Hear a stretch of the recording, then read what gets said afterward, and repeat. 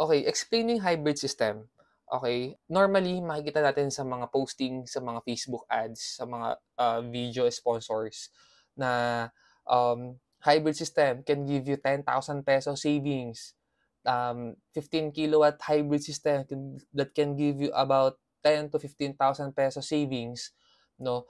Pero we need to take deeper when it comes to savings computation at dun sa hybrid system na offers. Number one, hindi ibig sabihin na pagka naglalagay tayo ng 10 kilowatt hybrid dyan, 10,000 pesos savings agad-agad yan. Maraming pinanggagalingan yung computation na yan. For example, if you have 10 kilowatt panel, 10 kilowatt inverter, tapos 10 kilowatt hour na battery, yung 10 kilowatt hour na battery na yan, almost 2,000 to 2,500 pesos lang po ang kayang ibigay na savings niyan at night.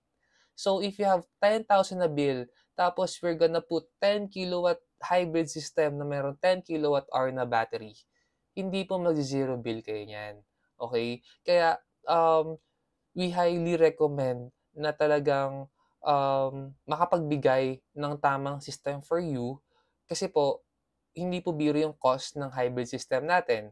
No, battery pa lang magkano ng 10 kilowatt hour, almost 80,000 pesos. Tapos 2,400 pesos lang yung savings na kaya niya ibigay per month.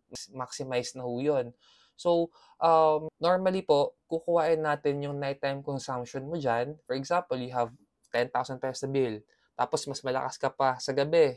For example, sinabi niyo po, mas malakas kayo sa gabi. Tapos lalagay lang na, so let's assume na 70% of your 10,000 na bill is 7,000 pesos.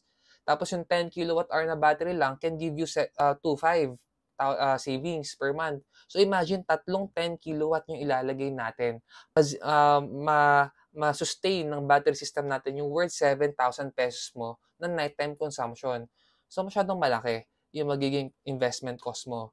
So, sa battery po natin, sa 5 kilowatt hour, 1,200 pesos ang savings. 10 kilowatt hour, 2,400 pesos savings. 15 kilowatt hour na battery, almost 3,500 to 4,000 savings lang yung kaya niyang ibigay. So, bitin ka sa 10 kilowatt hour mo na ini-inquire na gusto mo na ipapa-compute mo sa mga solar bidders.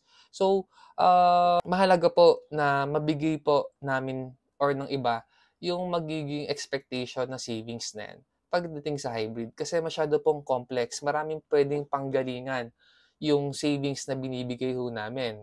For example, 10 kilowatt hour na system na hybrid, ang hina mo namang consume during daytime, hindi mo ma-reach yung savings na kaya ibigay ng 10 kilowatt na yun. So, iba-iba. So, that's why we have technical sales na kakausap po sa inyo para mas ma-explain pa yung about the hybrid system. This is not to discourage you about hybrid.